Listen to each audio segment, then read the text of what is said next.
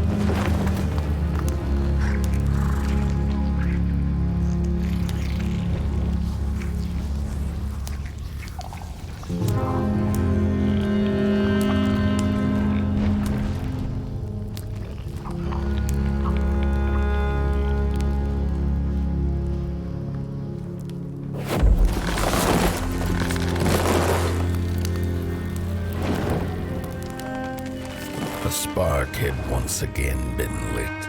It was told that for the being who kept fire in their heart, all darkness would vanish. Nevertheless, this long night seemed endless and fraught with perils.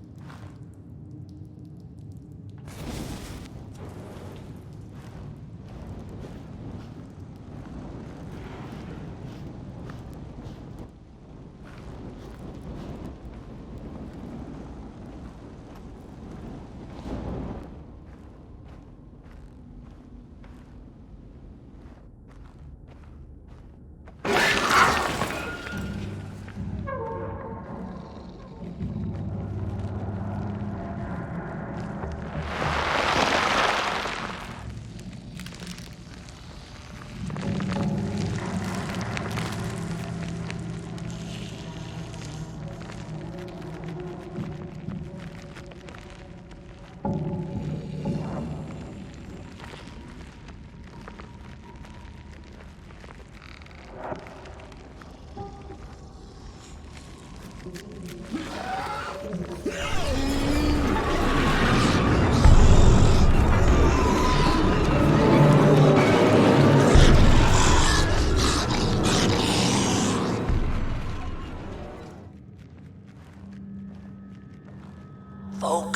on the eye and close your eyes to make things clear.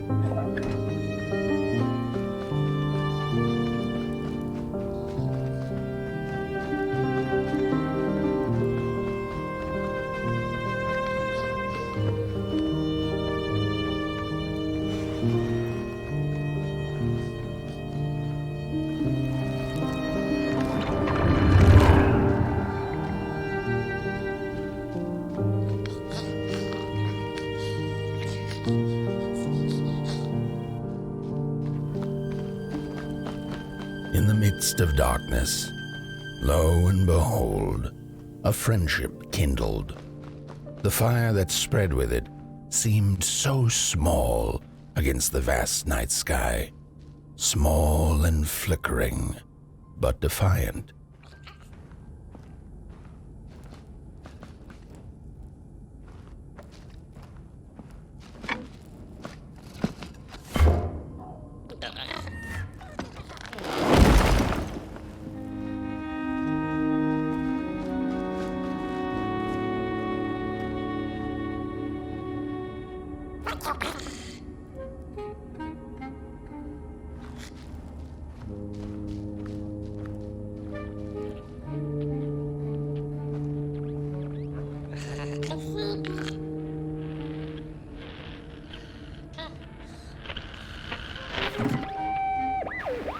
With wire, clay, and fire, the craftsman built the foundations, followed by the trees and the rocks.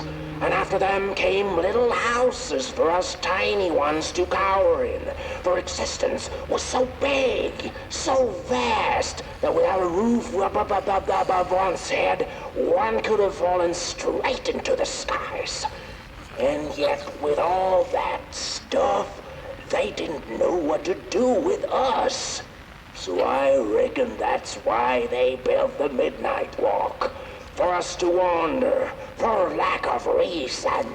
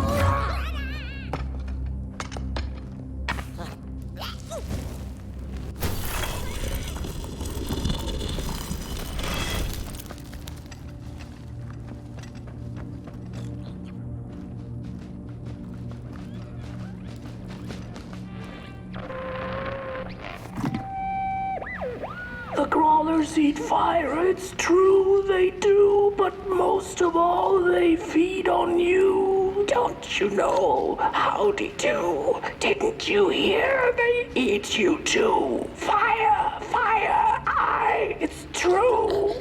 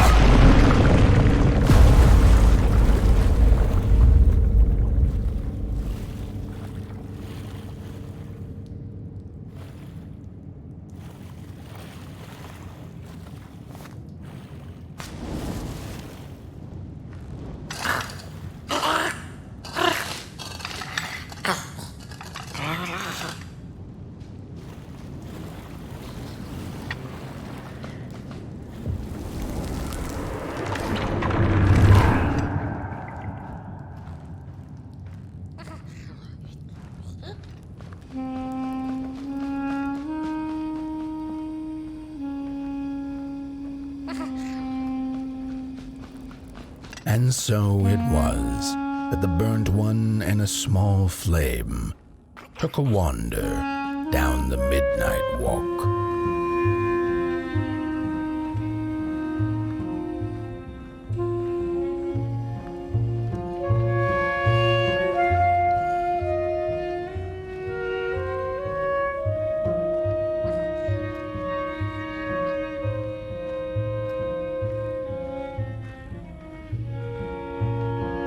In the closing nights of this era, a wandering flame. How rare, a little pot boy. This is already the end. Your pot boy, the last ember of the work table that was. You are destined to carry this torch to Moon Mountain. It is inevitable. We must all partake. Your purpose burnt into clay. Your pot boy must spread his fire.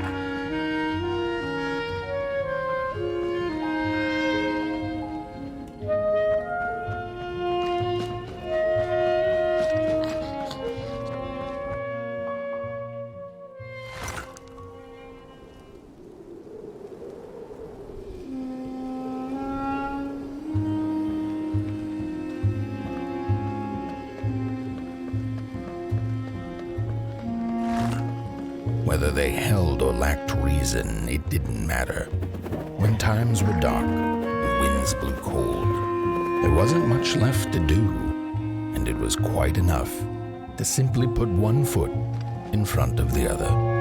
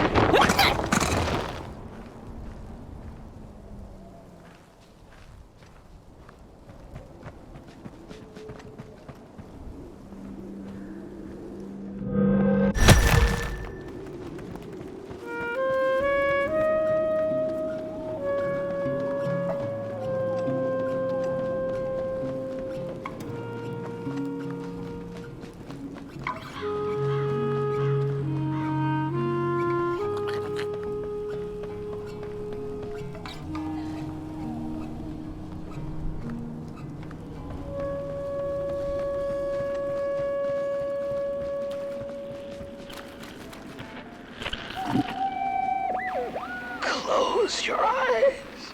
Listen. They sense you. They feel you. That's so beautiful.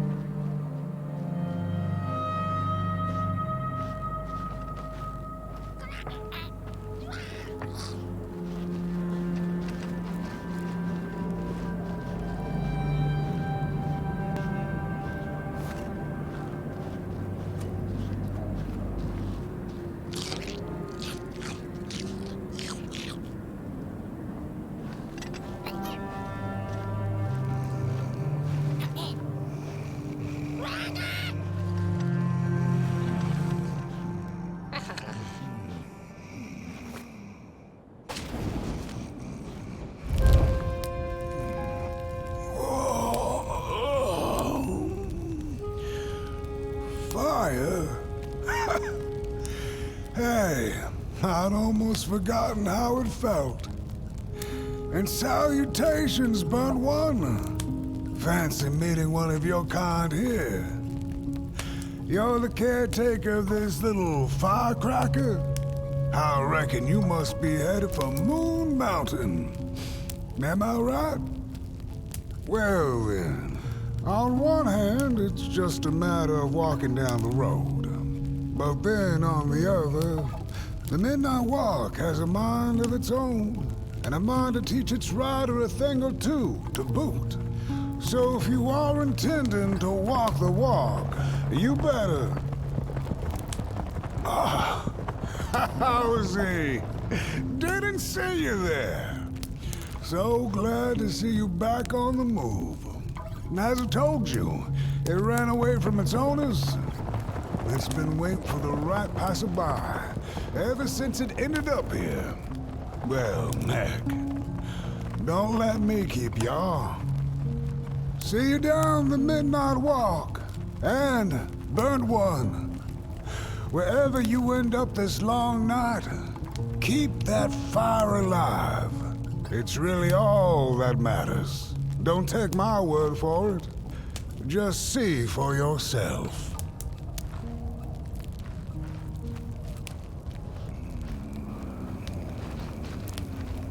Some folks certainly know how to talk the talk. What you lack in talk, burnt one, I trust you make up for in walk.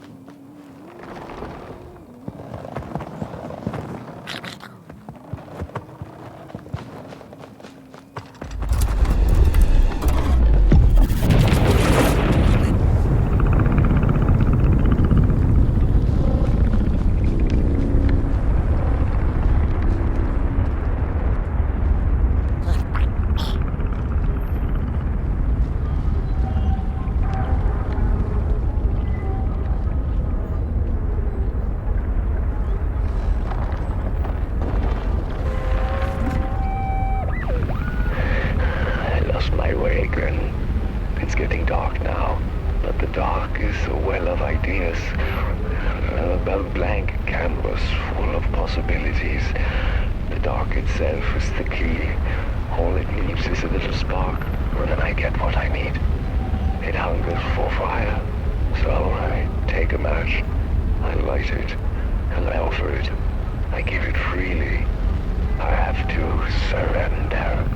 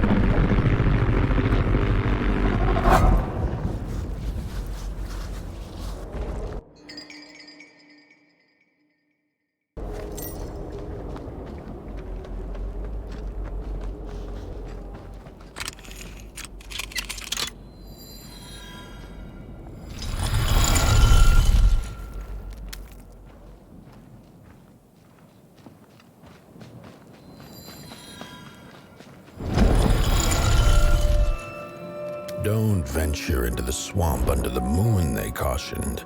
There, wild eyes watch, and itching teeth yearn for succulent heads like ours. Gone are the bodies of old, and they can no longer shield us from the terrors.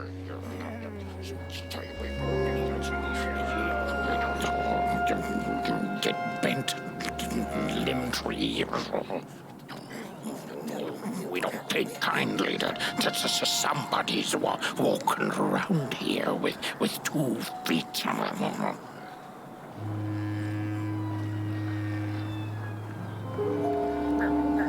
Don't touch me, you limb tree. Get bent, limb tree. No, don't touch me, you limb tree.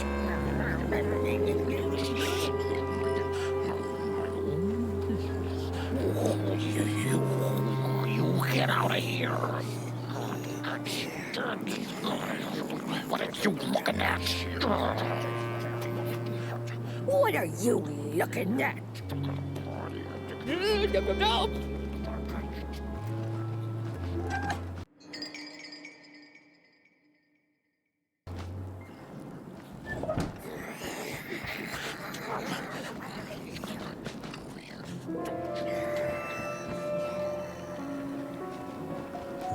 This fancy stick. It's my favorite stick in the whole wild world. It's the best one in my collection. I got no better stick than this stick. Can't believe I found this stick.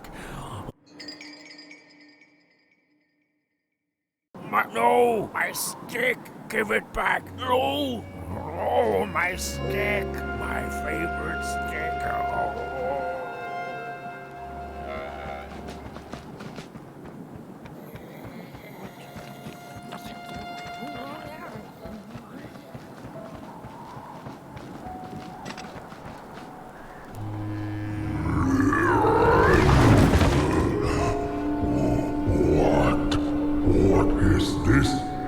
Somebody approaches nobody will. Your wretched limbs an affront to nobodiness. Unless your fire can prove itself useful, there will be no passage for you, limb tree. Go away.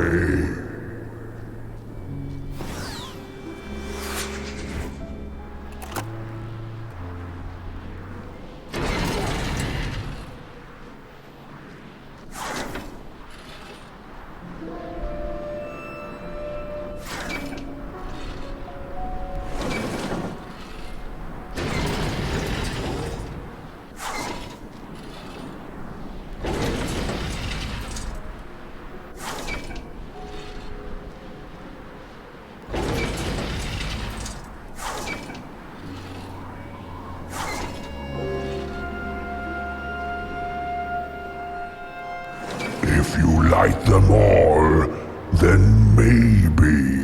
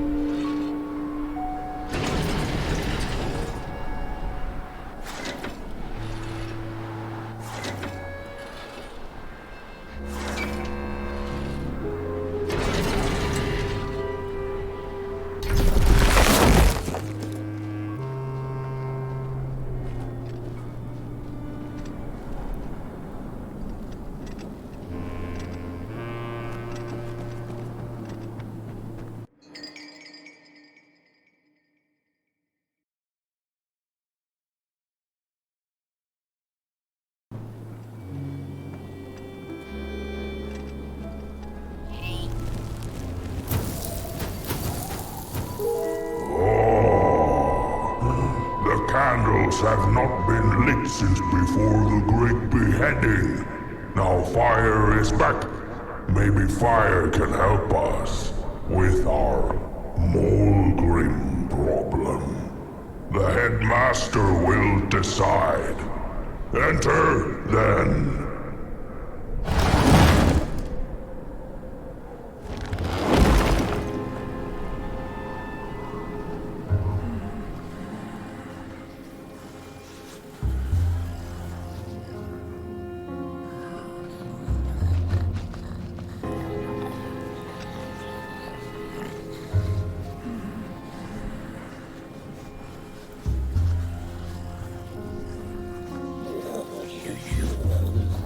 Get out of here. It was foretold. The return of the bodies.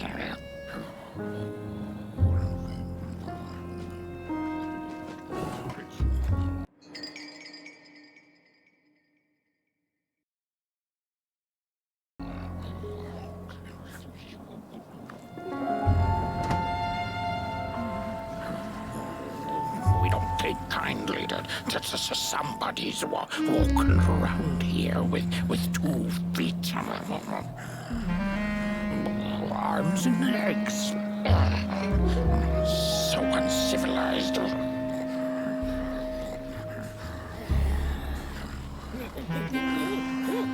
Look at those 2 arms swinging around. Disgusting.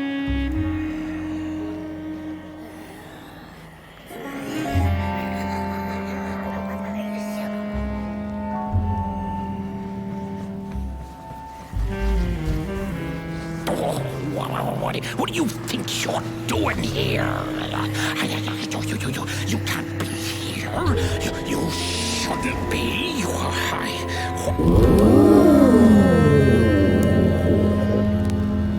True fire. We nobodies haven't been graced by its warmth since the bodies were banished. They used fire for war.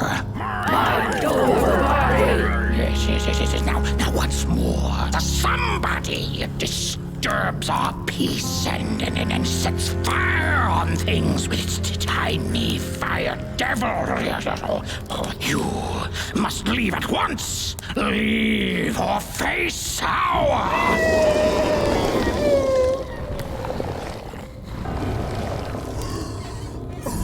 It's the molgrim! The molgrim!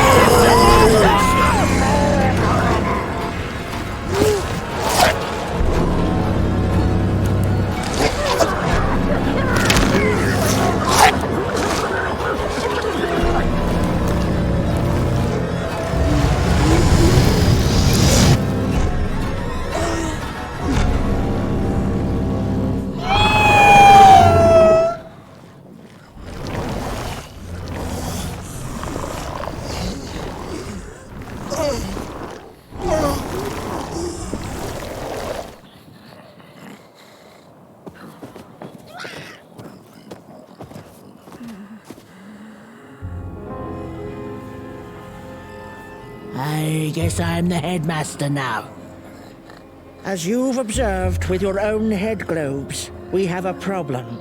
It is called the molgrim. Recently, she has become bold, moving ever closer to Nobodyville. You should help us get rid of her. Yes, get rid of her. Tame her. Just make it stop. And by the powers suddenly vested in me, I will, shall grant you passage through our fair Nobodyville. Here, take this. Blech. Now, go do the quest. Meet the problem head on. Tame the molgrim, and we will. I shall graciously let you pass through Nobodyville.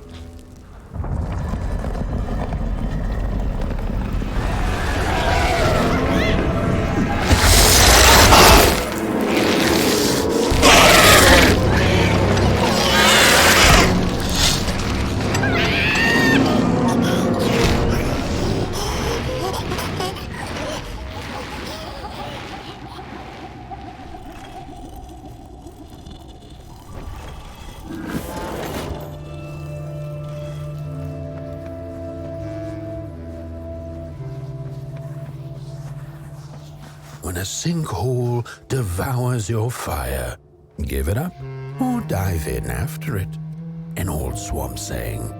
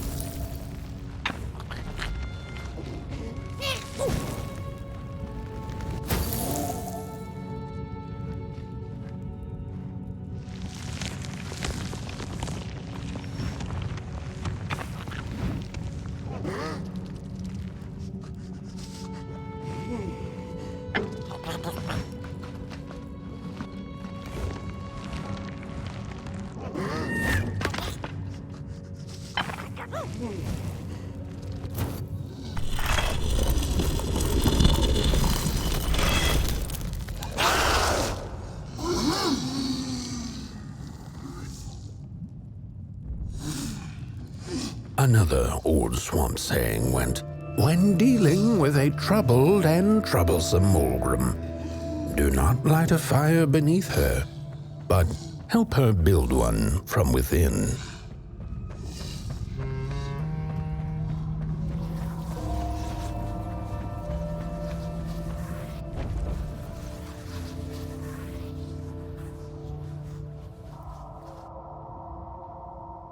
Oh, my neck hearkens the anguished howls of the molgrim, and the bitter patter of feet. A somebody and its flame, albeit a small one. 'Tis enough, perhaps. The molgrim's precious shards, they must be returned to her lair, to her cauldron. Only then may the cleansing fire burn.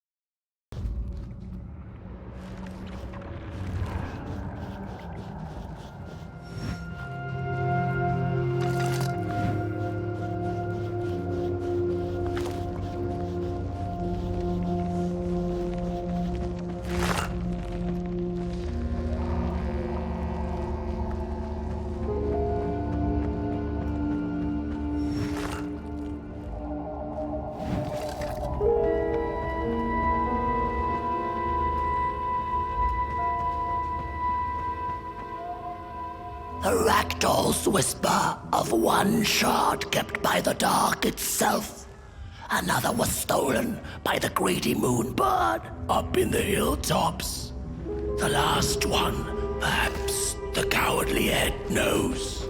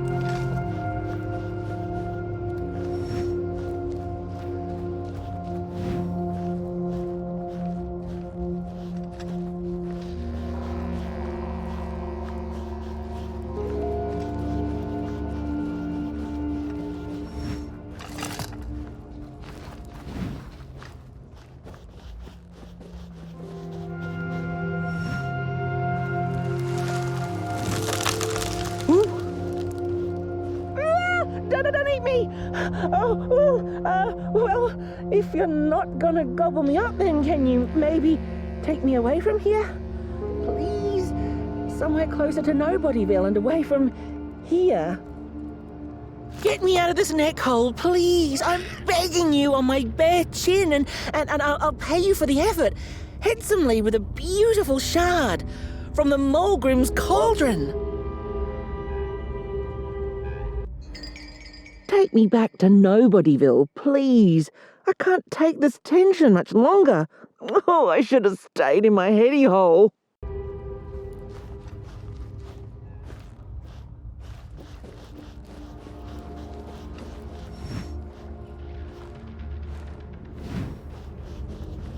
She's here!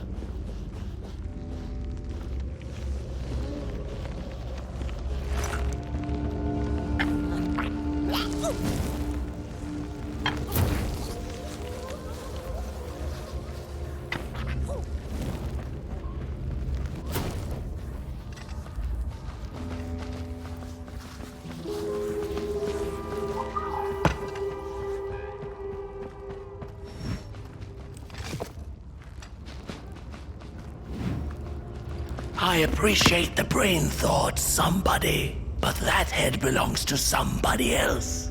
Oh, you must take us back to Headville, outside the swamps, from whence you came.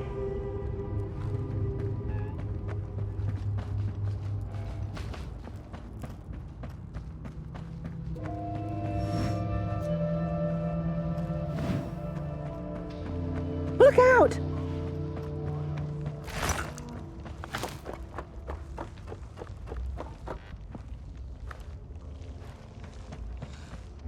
Watch out!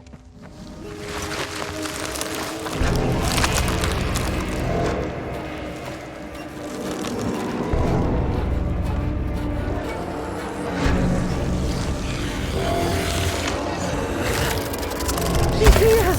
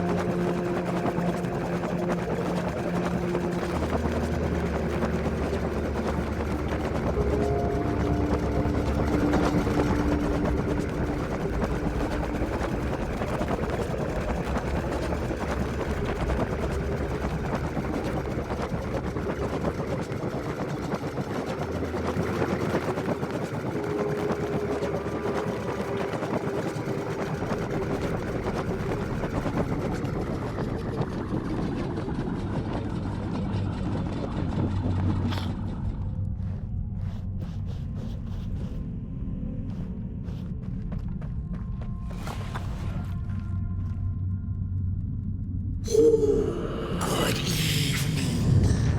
Or is it morning or afternoon? Hard to tell without a sun, isn't it? No, it is most certainly night. Or moonbirds hooting wouldn't make sense at all.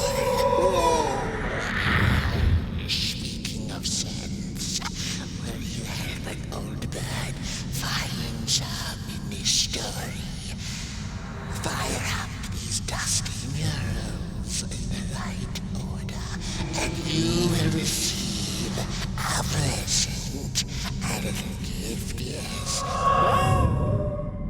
Bring the fire to the story.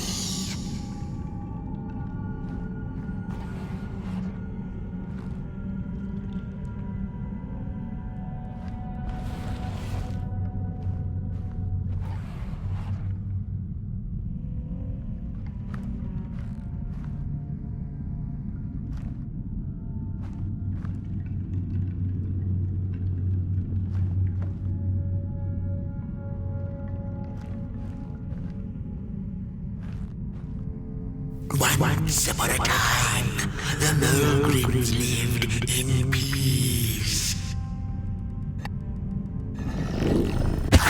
Once upon a time, the molgrims lived in peace. The valley was taken. Peace ended when the violent somebodies invaded the valley. And as the heads roll, the time of the molgrim begins. Peace ended when the violent somebodies invaded the valley was taken, but then began the battle of the bodies. Intriguing.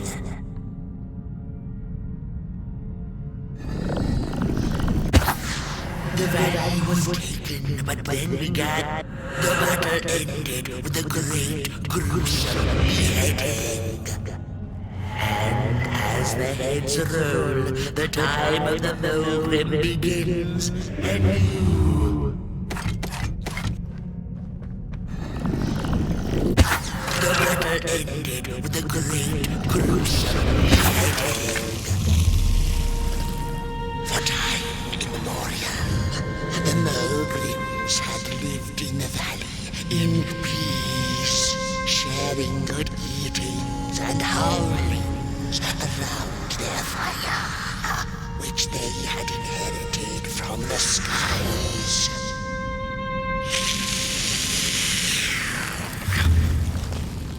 Then one terrible night came the violent somebodies. They hunted the molgrims for sport and took their fire for themselves.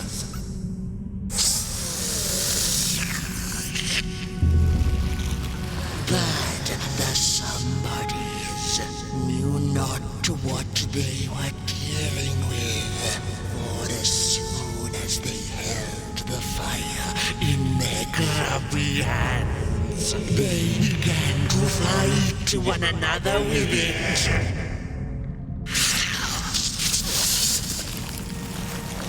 To save themselves from themselves, the cunning heads turned on their bodies and organized a great building. And so it was that somebodies became nobodies, and the bodies were exiled. A time of peace would ensue, or so the headlings thought. The last living molgrim had been biding her time, and saw now an opportunity to return and take bloody vengeance upon the heads, who were now left defenseless without their bodies.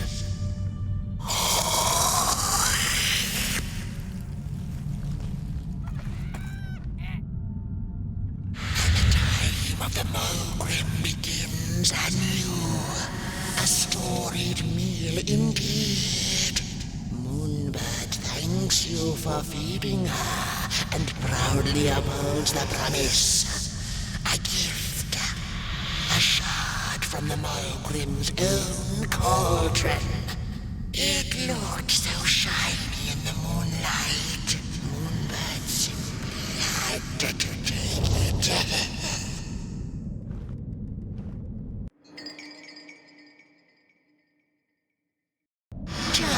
For now, she'll see you in the light.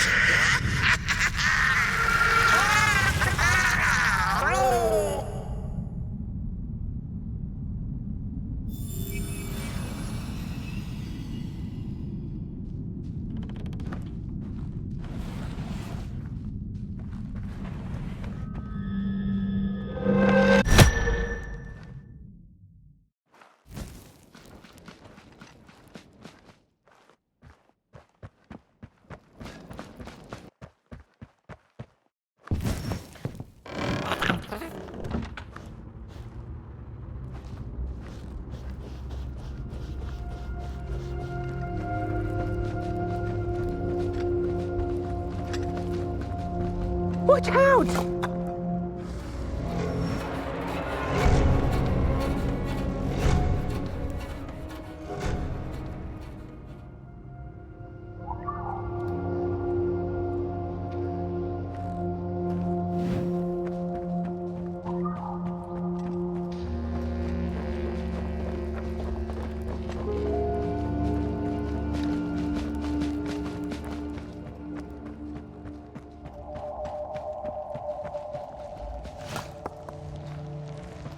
Look out!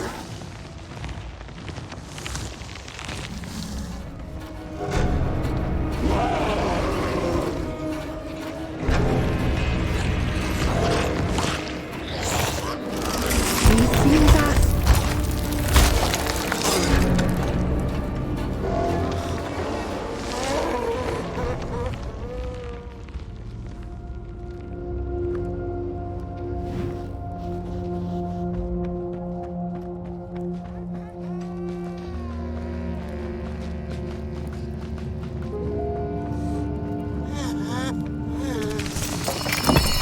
He sees us.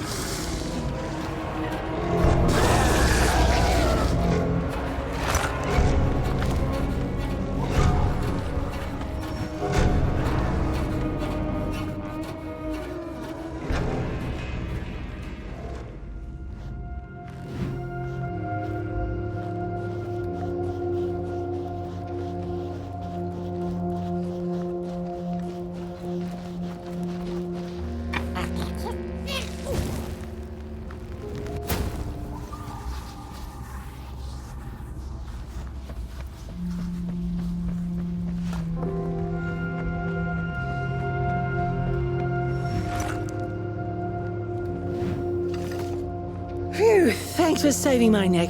And I think I have a reward for you. A real treasure. Blech.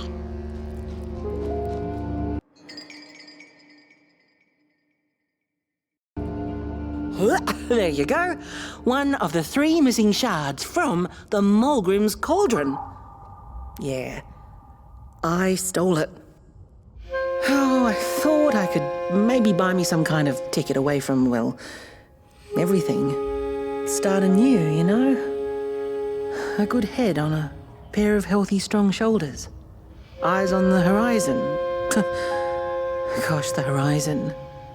Do you know I haven't seen it once since I lost my body? I really do miss my body. It's a real shame when you think about it, you know? The things that we do to ourselves, to one another. What we did to her, kind. All in the name of some sort of control. It doesn't make sense. Anyway, I guess I'm sad. Sad and sorry.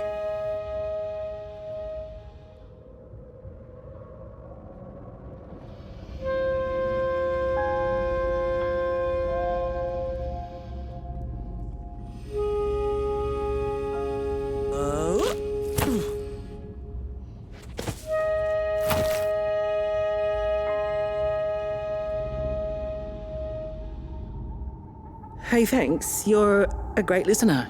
You know that? Just take care of that shard now. And maybe put it back where it belongs and... yeah. Goodbye.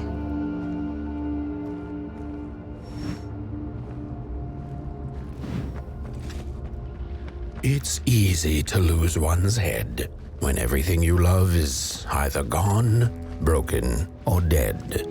Yet another forgotten swamp saying.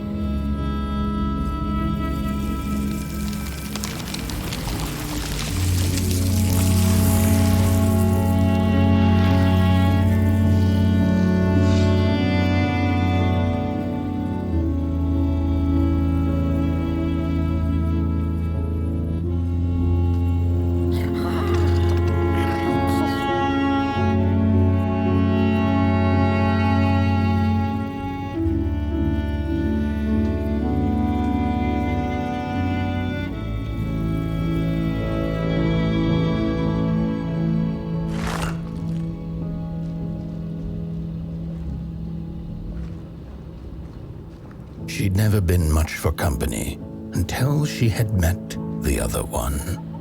He had shimmering scales, an appetite for life, and carried a faint scent of rotting leaves she found irresistible. Oh, how they used to laugh at the distant stars, bitterly, together.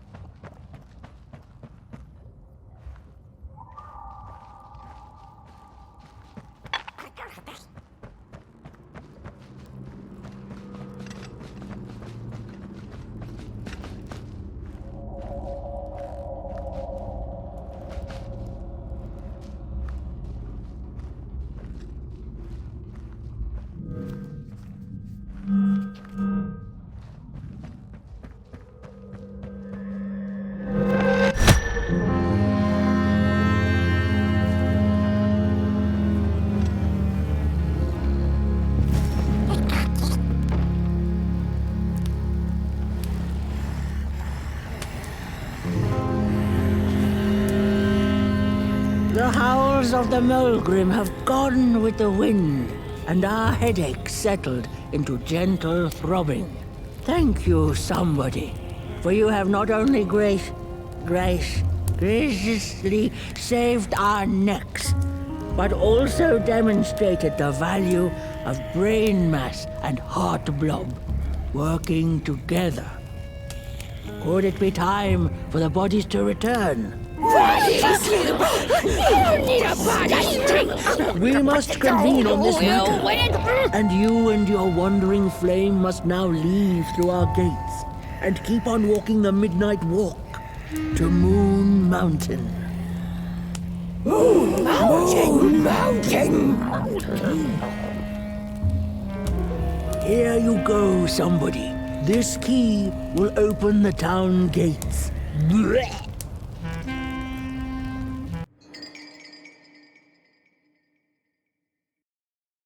The mountain once again beckons, and the call is answered. Fare thee well, and take good care of your flame. The dark itself is hungry.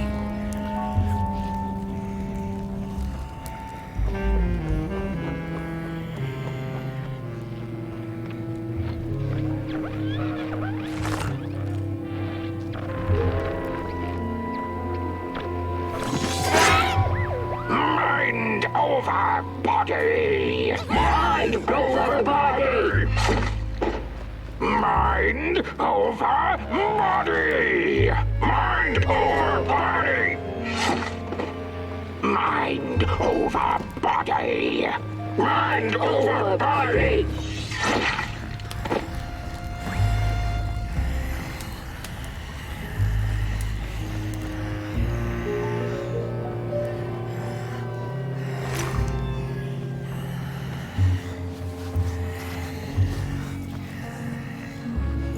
The bodies might be returning heads on now.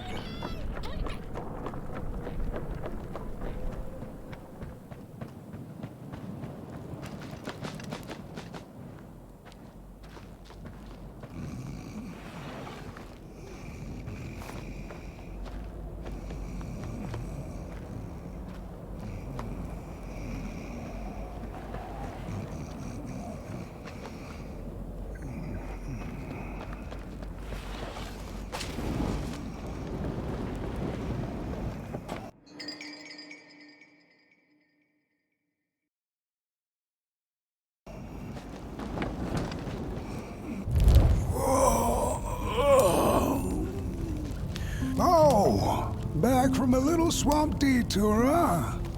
Hope the heads didn't give you too much trouble. At least your head looks attached to its shoulders and your friend's is, well, burning. So do not despair. Should you once again lose your way along the midnight walk, you're probably meant to.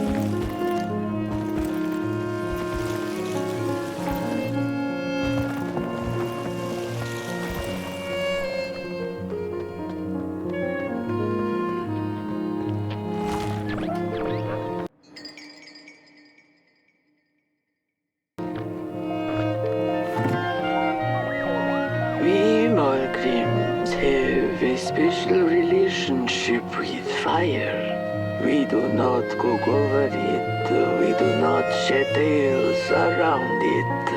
We care not for its warmth. Ours is a different connection entirely. Fire is our window to truth and into the world beyond clay, to which we must return. We are noble beings, bringers of bugs, slime, and mushrooms to help decompose the old and to bring about the new. We are the caretakers of this world, and woe be to those who seek to end us, for they seek to end themselves.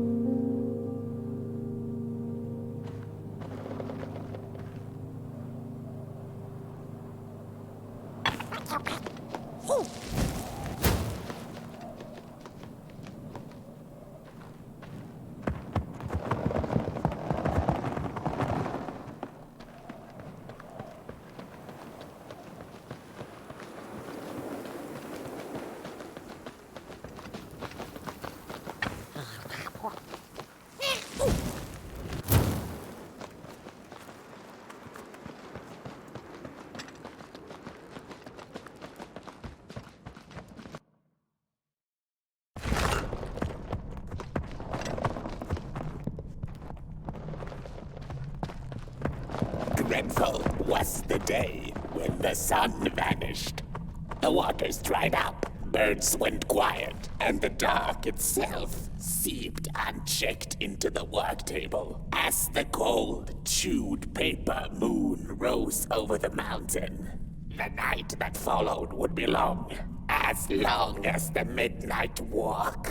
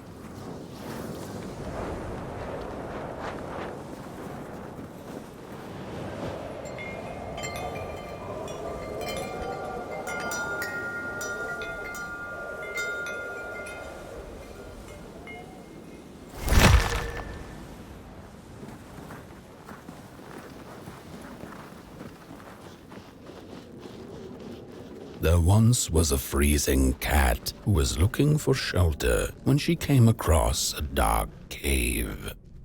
"Step into my abode," offered the dark. "It will warm you if you surrender your wants."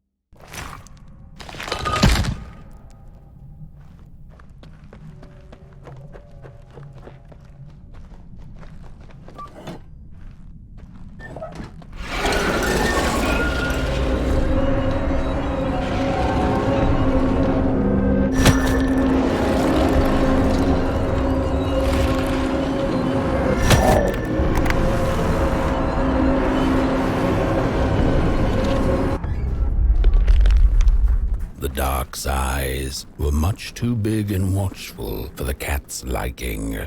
She went on to find warmth somewhere else.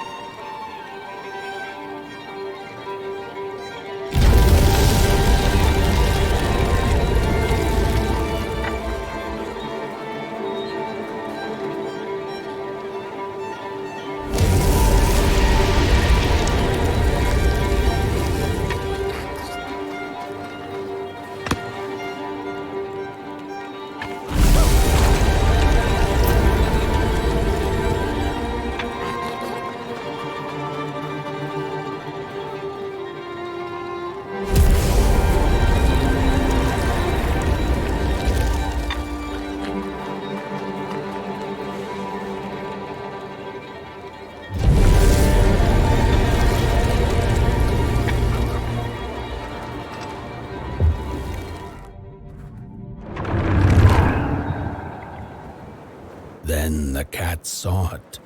Rooftops piercing the sky. Approaching the town, she was greeted by a crone. Come, kitty, kitty, you must be tired.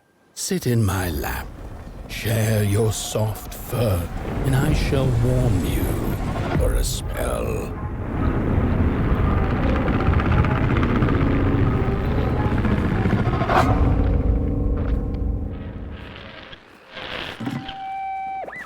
Hello, Mother. The well said to give it a match, so you and I could talk again. I hope this works, because that was my last one, and well, it's cold now. But it doesn't matter. We can finally talk after everything. So, how are you? Do they have fire where you are? Not the hellish kind, I hope. Is Father there too? I think you should talk to him again. I know it doesn't seem like it, but I know he loves you still. I love you. Still. I can't feel my hands. I can't feel anything.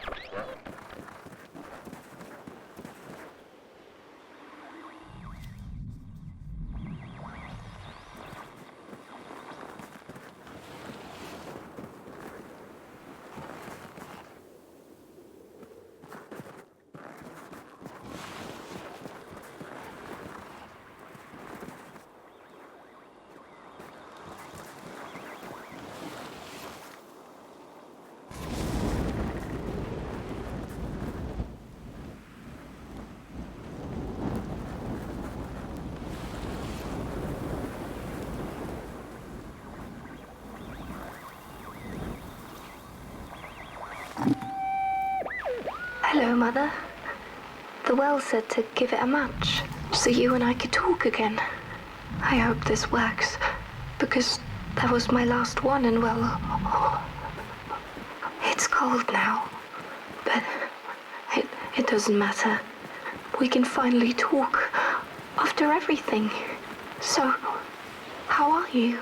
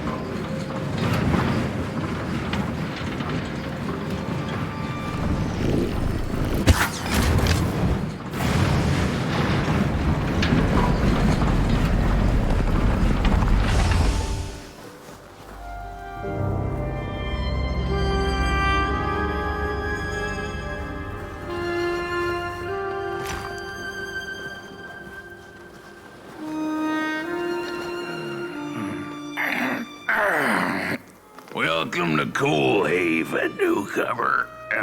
Good to see a flame in these parts again.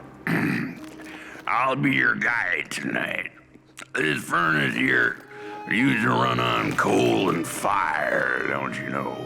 But a thief stole all our matches, wasted them in greed, you see. Now the ghost has come to smite the wicked and punish the thief who killed us. Well, I guess that's it. That's a tour on the house. There's a bone right there in the snow. There ain't no place for a bone.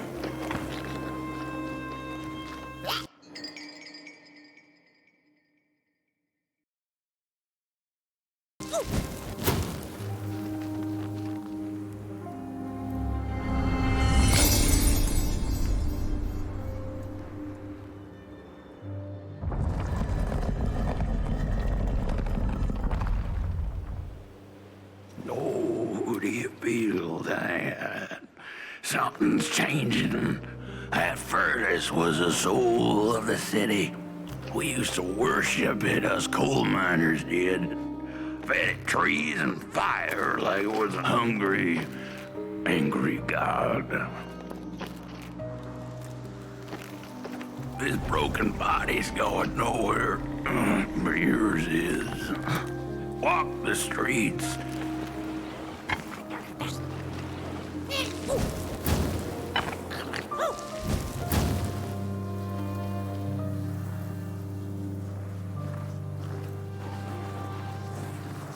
The cat didn't like the crone's crude pettings. Her hands tugged at her fur. Now, rest still, the crone said, as she pulled out a crooked knife. The cat was quick and escaped just in time.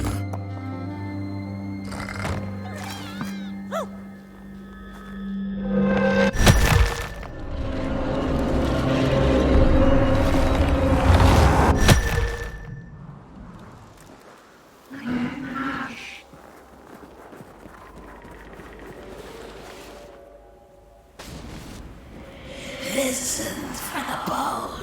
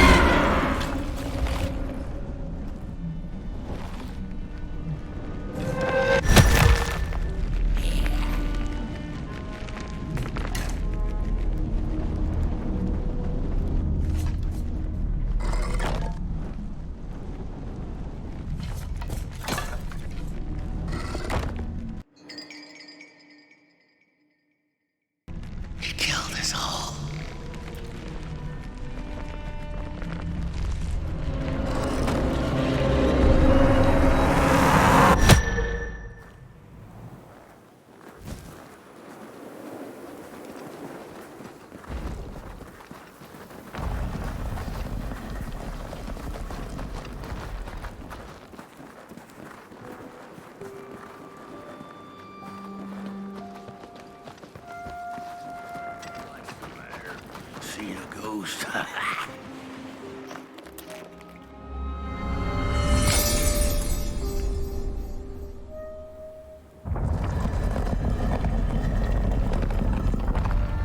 The thief loved the stars. Would have plucked them out of the sky if it were possible. But the dark itself stole her stars, turned the thief's sky as black as a cup of joe.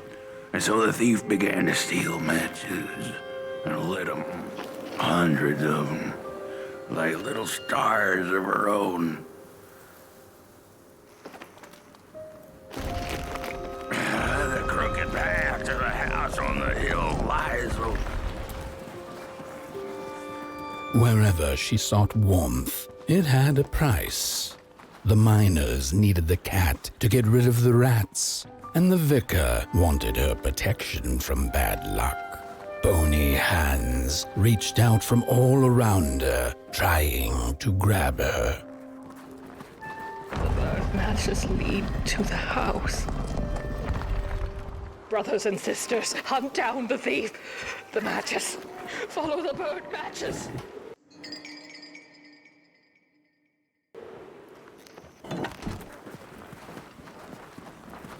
We're running out of matches. You've met your match thief. The furnace is dead. No matches left to light the oven. We'll freeze.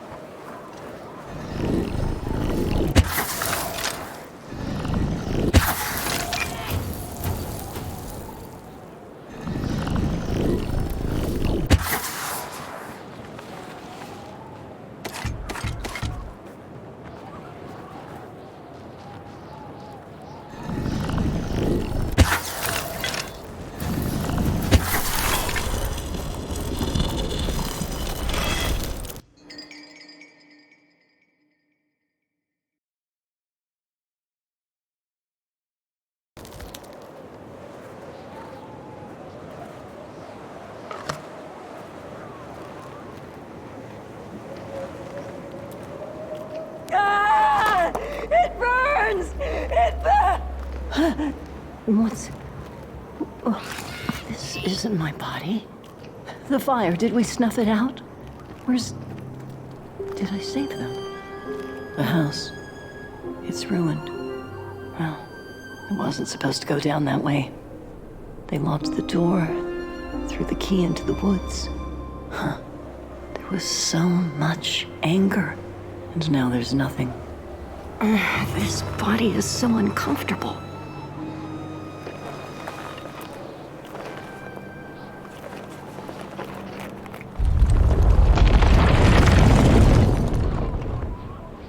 While I was in the black, I had a dream. There was a monster in the woods, with our door key dangling from its tail. I ran, tried to chase it, grab the key, and when I did, the creature turned around and It was the face of this whole town.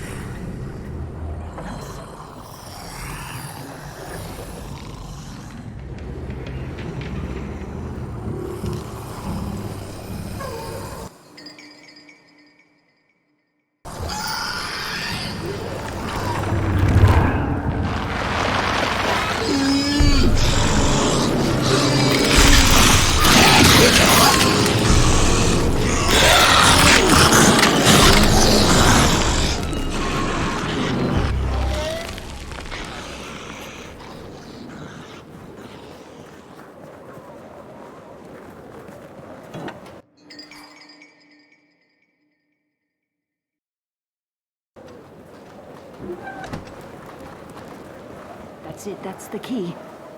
Unlock the door. Please. I want to see my home again.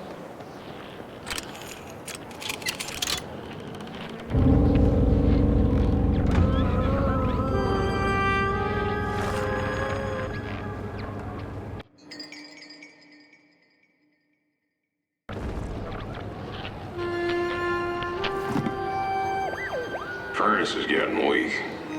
Council says we're running out of matches. We'll have to harvest more trees then. I don't like it. Losing the forest like that. The cat felt as if the walls around her were growing taller, the alleyways narrowing. Turning a corner, she bumped into a girl sitting in the snow. In her bony little hands, a lit match. "What do you think of my star?" the girl asked. "Isn't it pretty?" The crooked path to the house on the hill lies open.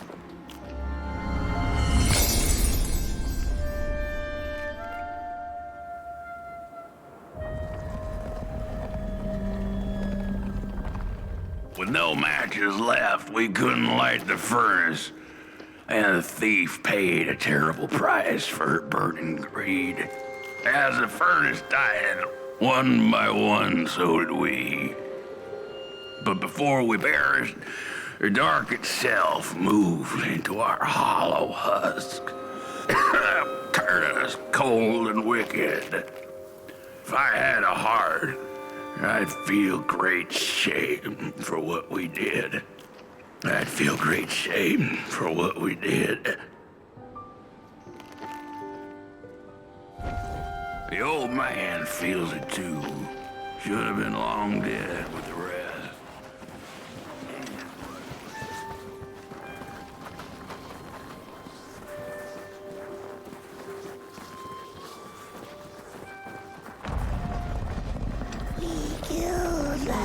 Man is the one left. He carries the shame of us all. The old man showed us the way. As for us, how do I put it? I know the thief was to blame, but she was just a child. What have I done? What did we do?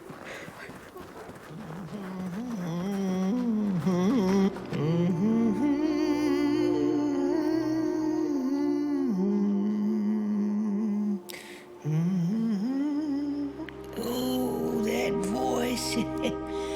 What I wouldn't give to hear her sing again.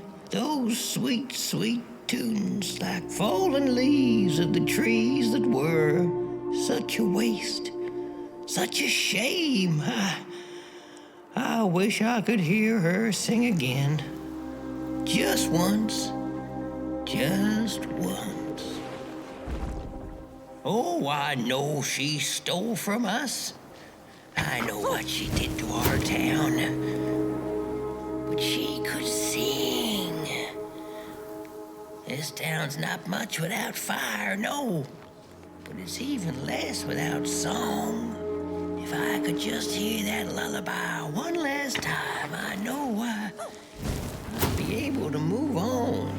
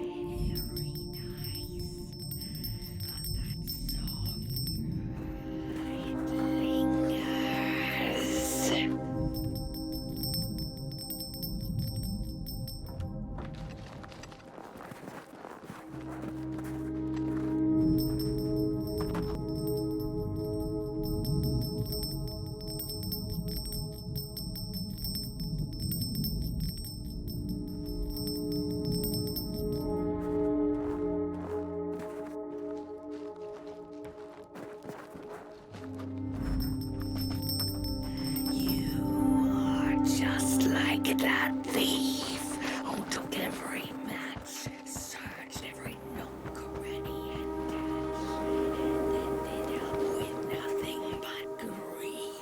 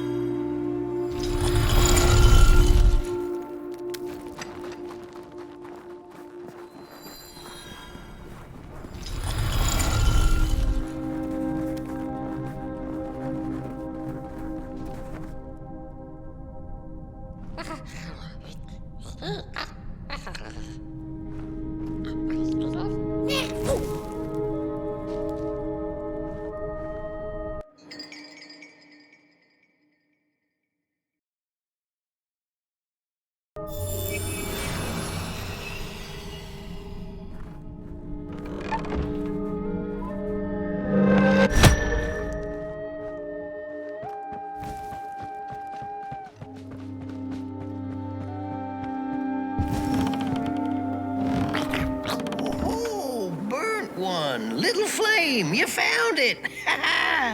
Does it still keep our song?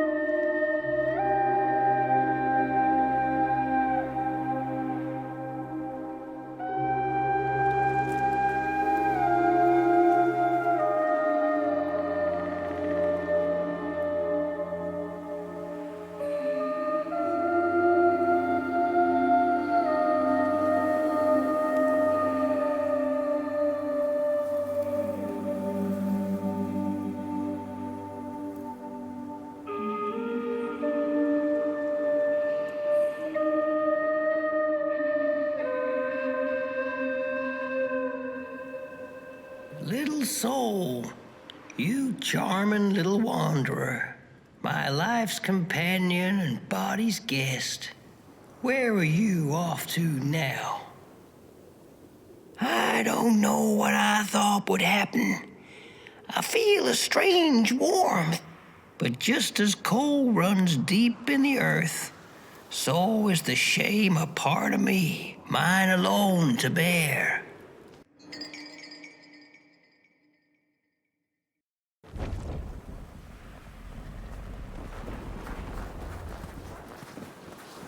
The girl offered her burning match, her last star, but the cat could tell she needed it all for herself. Grateful for her unconditional kindness, the cat left her to her ghosts.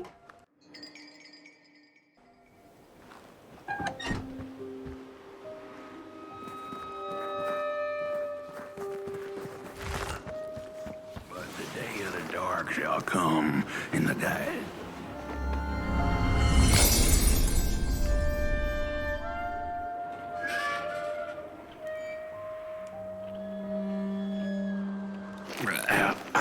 The door to the flame is open. It's already there. You just haven't lit it yet. Now, if you don't mind, a little spark. And just maybe we'll be able to die for real this time. In life, I didn't mind a little loneliness, but this is the worst. The furnace longs to burn once more.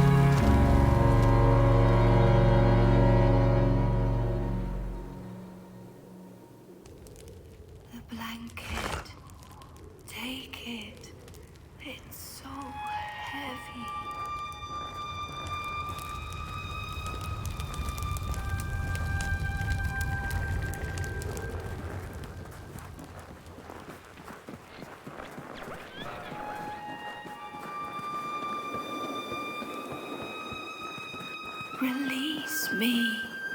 Remove the shroud. Light the match. The match. Light it. Please. One last star. Light the match.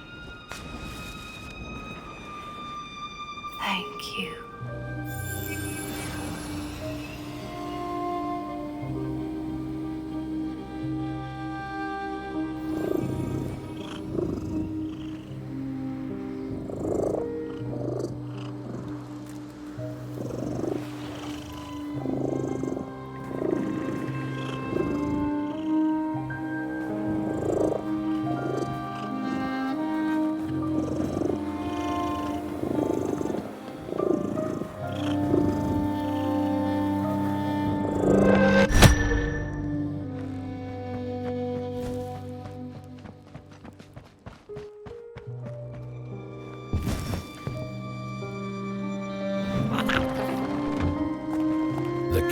Finally settled in front of a giant burning furnace.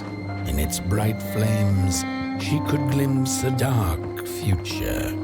This did not matter to her, for now she was eternally warm and at peace.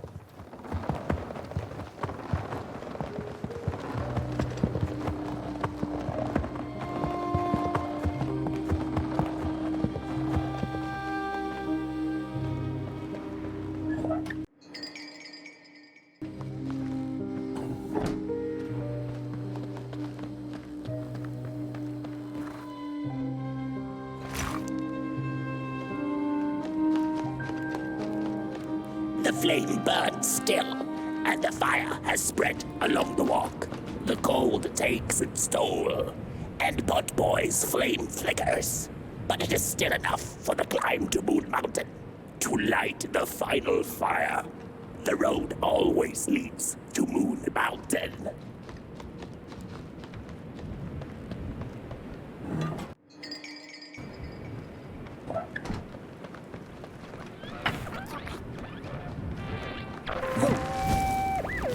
There's a fella who watches over the midnight walk, pointy hat and hollow gaze. He's been around longer than you or I. Some say he was one of the first sculptures to have breath. Some say he's not from around here, but from another maker's work table entirely. Some say he's seen what lies beyond Moon Mountain, but I just think he's lost like the rest of us, and he's waiting for the right one to come along. Waiting for something that'll give him that eureka for his song. He keeps his banjo by his side, but he never plays it. Strange, but he's in no hurry. He's got all the time in the world.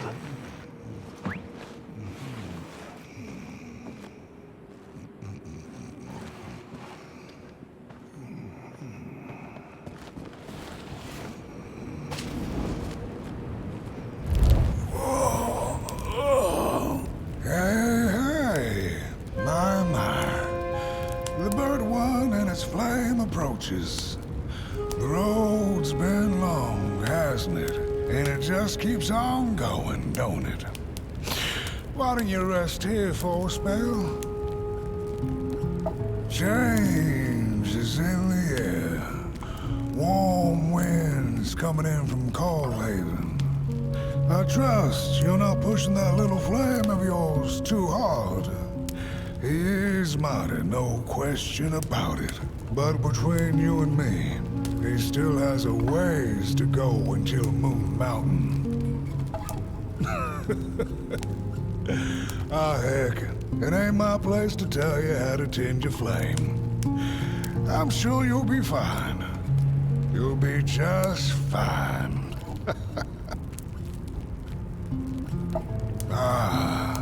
To feel at home wherever you walk. How's it? What a friend to have on the road, huh?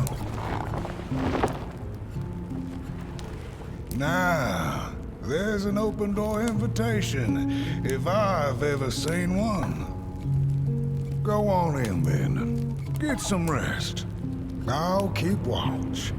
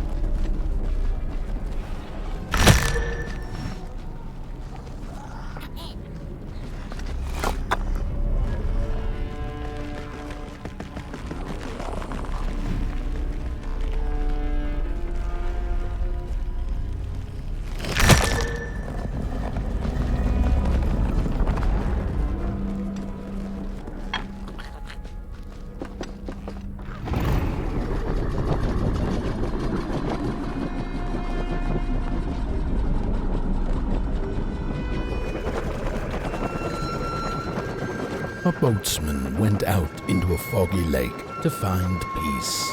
Then, out of nowhere, came another boat that bumped into his. He cursed whoever was on the other boat, but when the fog cleared, he discovered that it was, in fact, empty. These sarcophagi are molds, rebirthing the bodies of the burnt one. Failure after failure, they keep coming back. They lie dormant, and then they awake at an appropriate time, hearing tones of dark, to perform a task. The taskmaster unknown, doom spelled on the flip side of a coin. Little dolls in a dollhouse made of matches.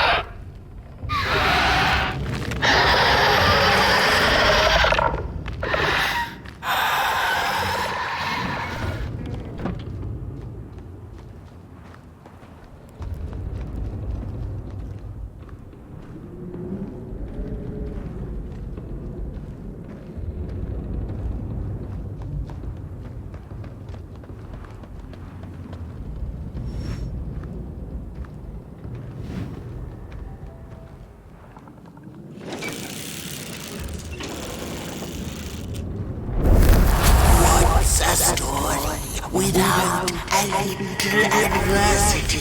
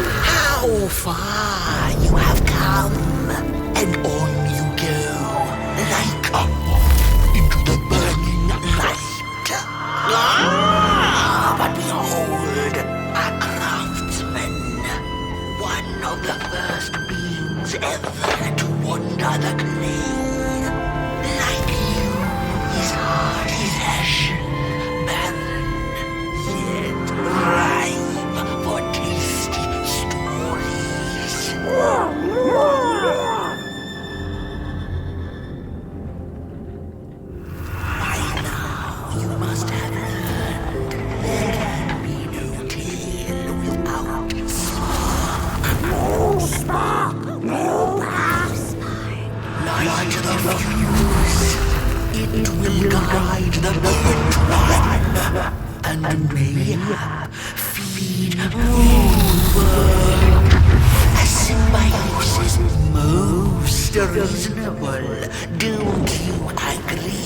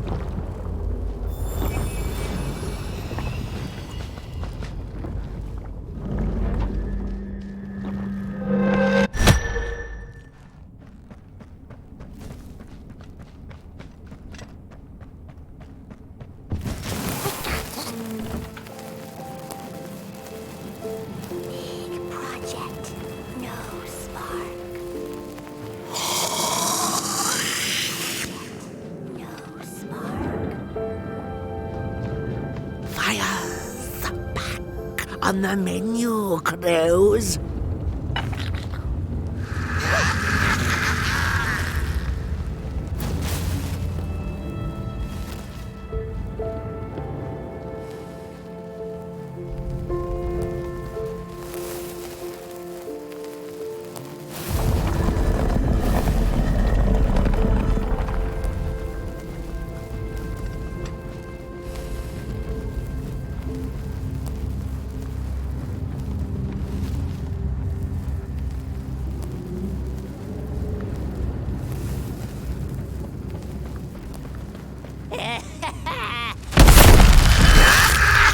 I see you. Not a crawl closer, Moonbird.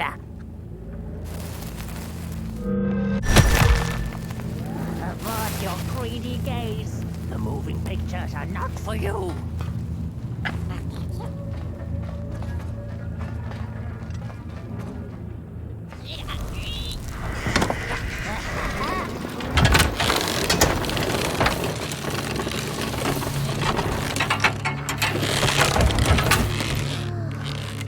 Avert your greedy gaze. The moving pictures are not for you. He won't love us.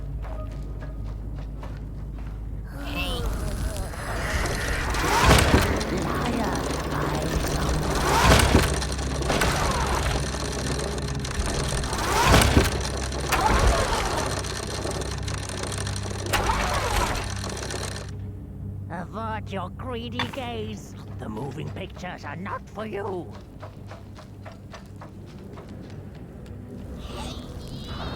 I hear you, but one and two and three.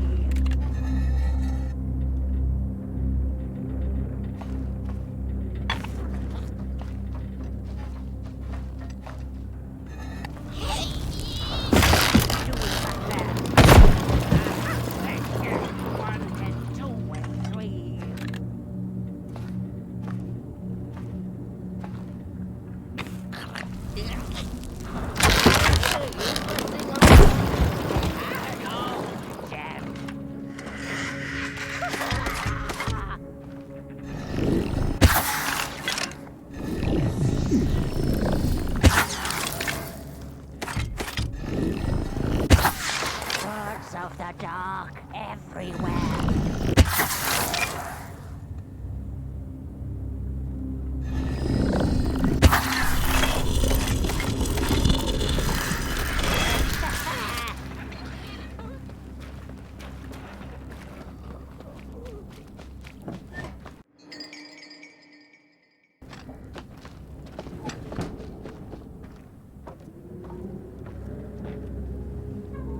Birds of the dark everywhere. The pictures. They're moving again. Forbidden. It is forbidden. It is forbidden. Hush, no talking in the theater, fools.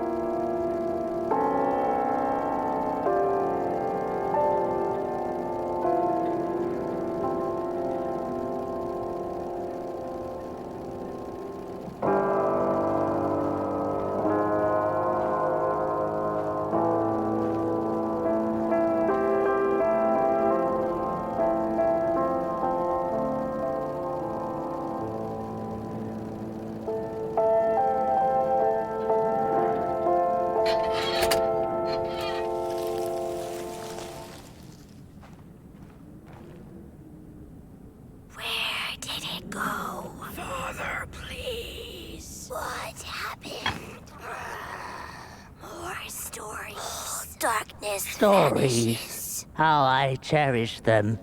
Real as clay, as palpable as the midnight air.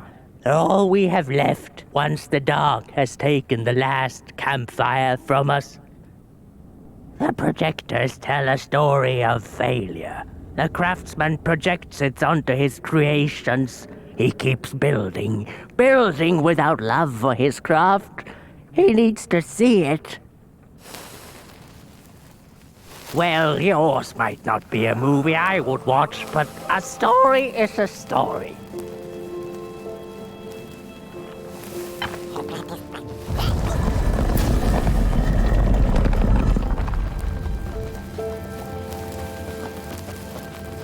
The potter, stuck in the sinking clay in which he had dug so greedily, spoke his final verse. Here was I born, and here I lived. My refuge was the clay, and now the clay has played me false in a most grievous way.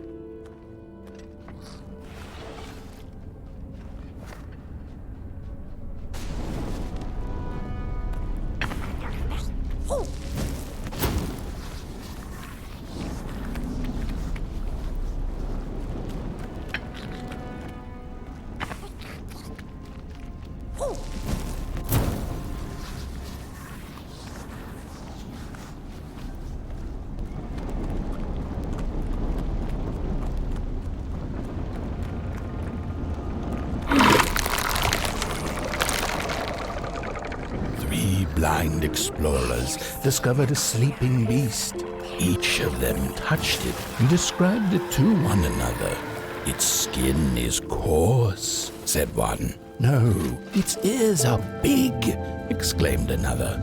The teeth are its most prominent feature, declared the third. Who was right or wrong mattered little, as the beast awoke and ate them all.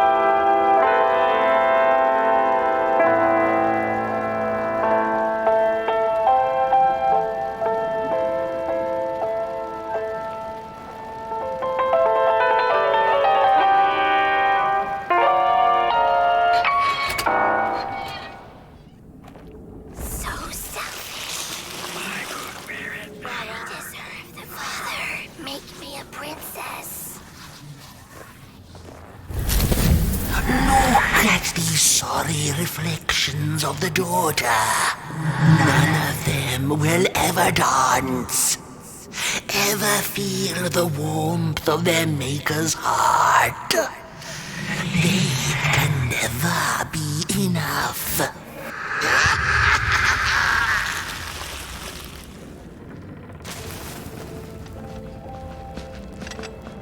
I wish. I don't know.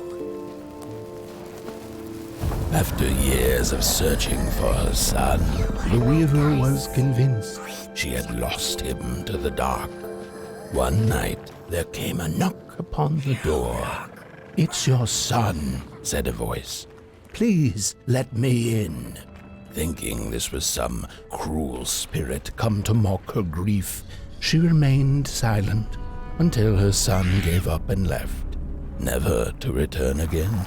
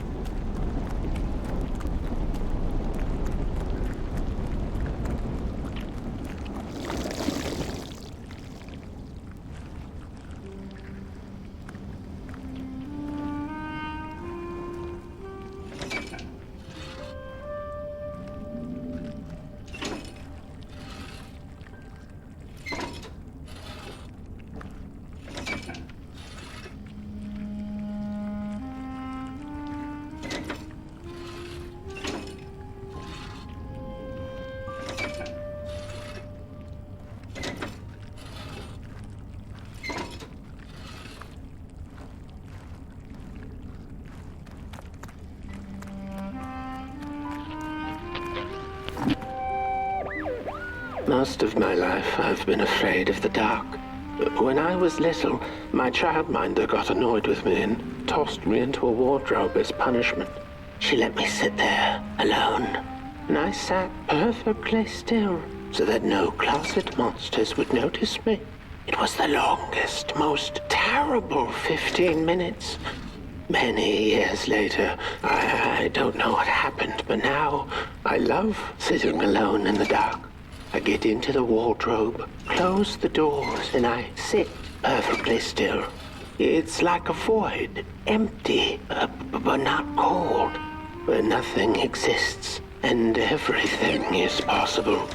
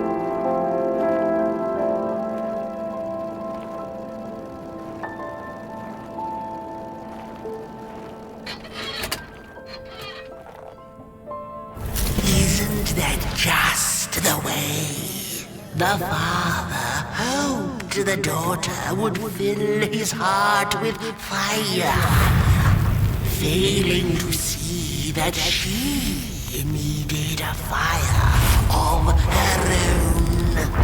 His princess danced away, and he stayed behind, cemented in his ancient groove. The heart is a bottomless pit, never sated, always craving for more.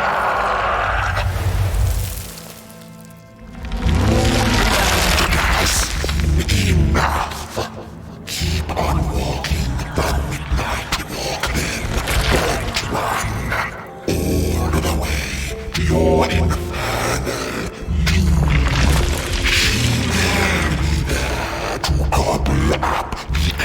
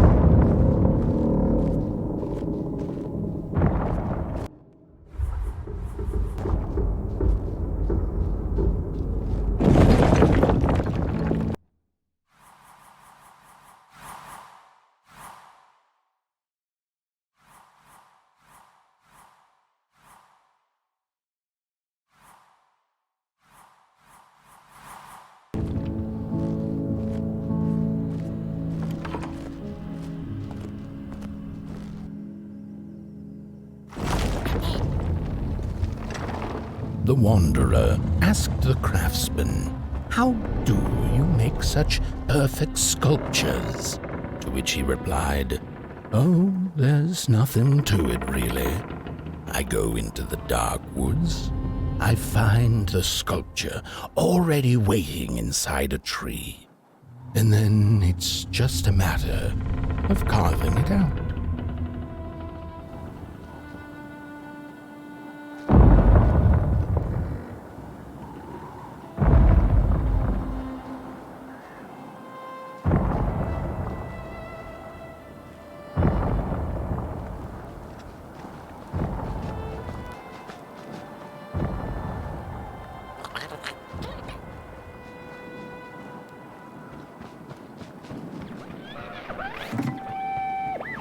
When I was a child, I exchanged letters with a monster in the woods.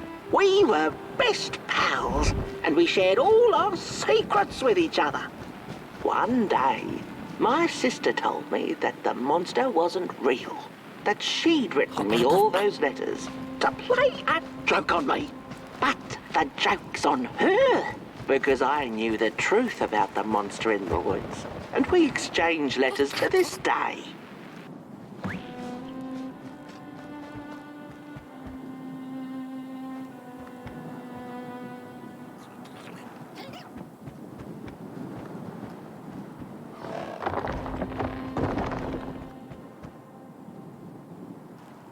Hark! Not very far now. Not very far. The flame longs to be free. Caged, it cannot truly burn. How beautiful. How tantalizing. It is simply the way of fire. It is what it is. It is what it is. You must release it at the summit.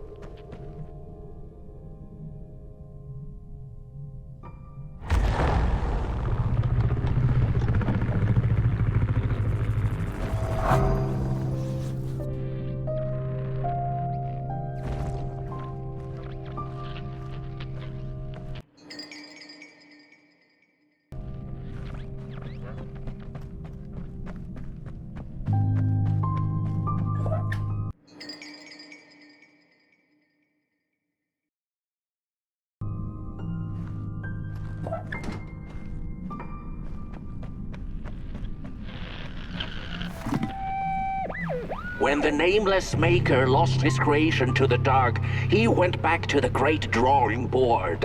In his desperation to regain control, he made an attempt to sculpt the face of the dark itself, something he thought he'd glimpsed in his nightmares.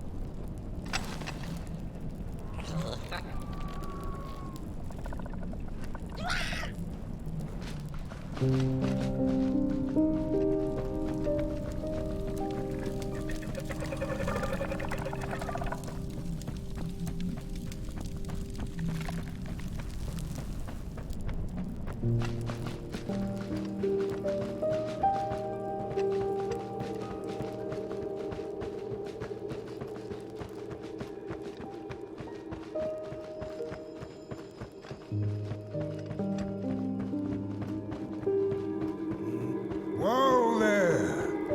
You look like you're about to move a mountain. That's what I get for trying to get in the way of a flame and its destination. Let him walk his walk. Ain't nothing gonna stop him now, looks like. Fairly well now, Burnt One. You're going to Moon Mountain, and that walk is for you alone. You have a tough decision ahead of you to make, just like the ones who came before.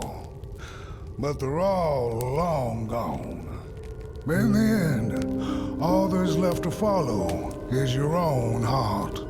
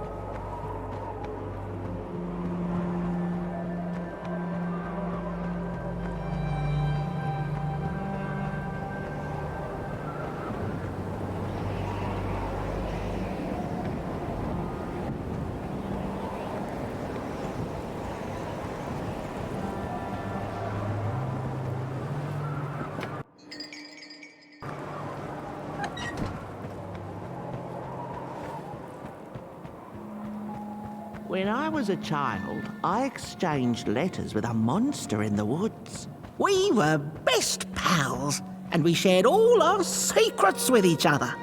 One day, my sister told me that the monster wasn't real, that she'd written me all those letters to play a joke on me. But the joke's on her. because I knew the truth about the monster in the woods, and we exchange letters to this day. Oi! You the caretaker of this little fireball? What were you thinking, letting him run off? Don't you know how precious he is? Oh, yes you are. A real sunbeam. Who took the sun away? We Murals used to ask until it finally ceased to matter. Night skies like these, trouble seems so far away, doesn't it? I mean, isn't this just exactly my point? I used to be afraid of the dark, so much so that I became obsessed with these huge electric lamps left behind by the craftsmen of old. Couldn't pry myself away from them. I'd sleep outdoors and under their blinding radiance. One day, I woke up to the noise of quivering planks and nails. And would you believe it was my own house leaving me? It had gotten so restless it grew a pair of legs, took a name and went on a hike. Housey was its name, bless its soul. Houses have no imagination. But I bet it had a grander adventure than I could ever imagine.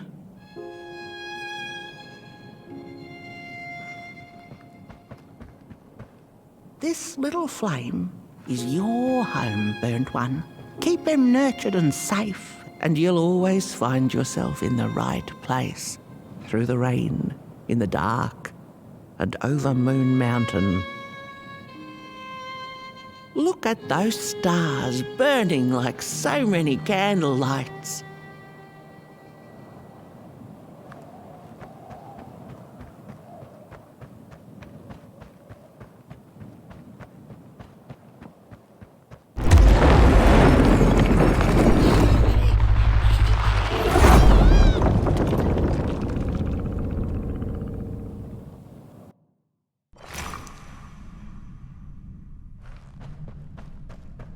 What is the dark?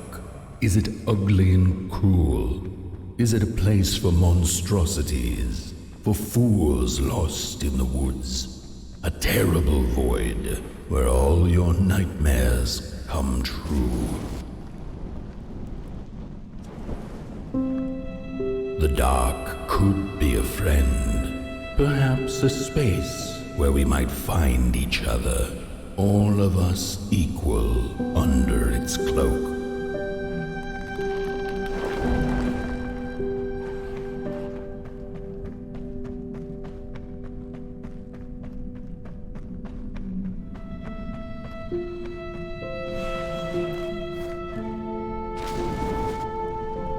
The dark could be an embrace and the release of the old, like taking off a tight shoe, laying bare one's feet and taking a first step onto a new adventure.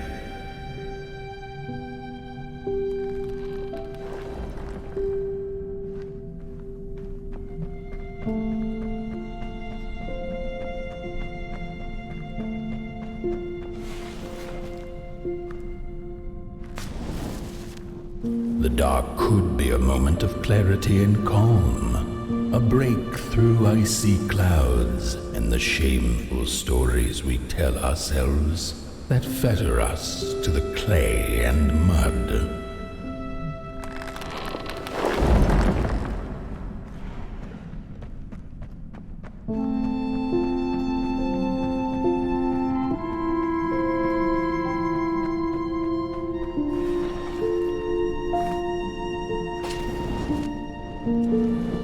The dark could be the space and time that we need to recover from the death of a dream and the quiet promise of new beginnings waiting on the other side of grief.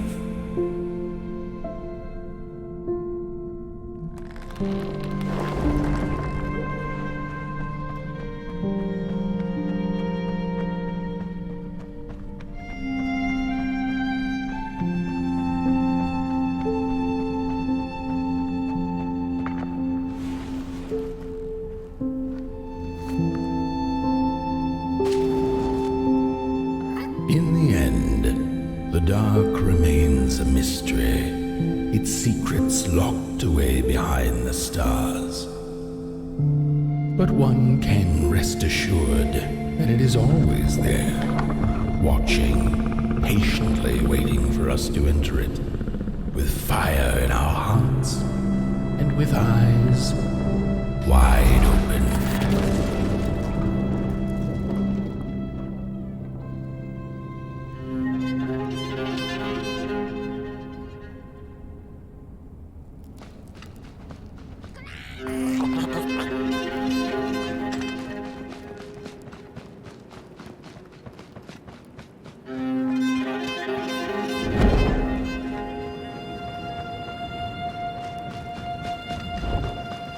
You've arrived.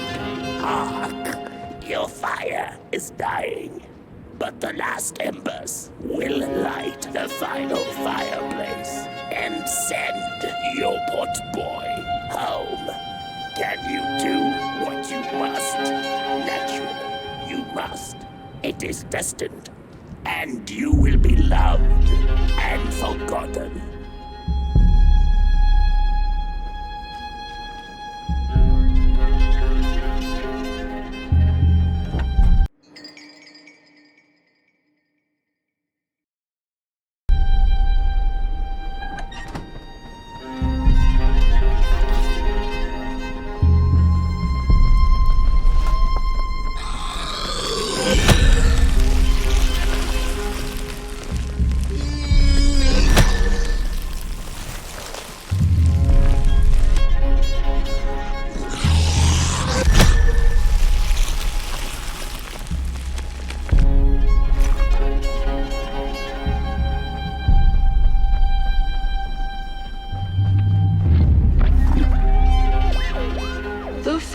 Two-legged beings did prosper under the first sun, but it didn't matter how much they bathed in its light. They craved more.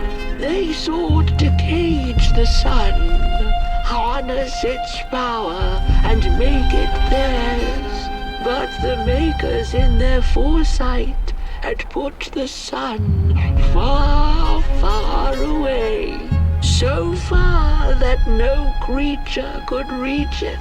That's why, in their desperation, the two-legged ones began to collect matches, lighting them like minuscule suns of their own. But there are only so many matches in this world, and one day they'll run out, and they shall once again look to the sun.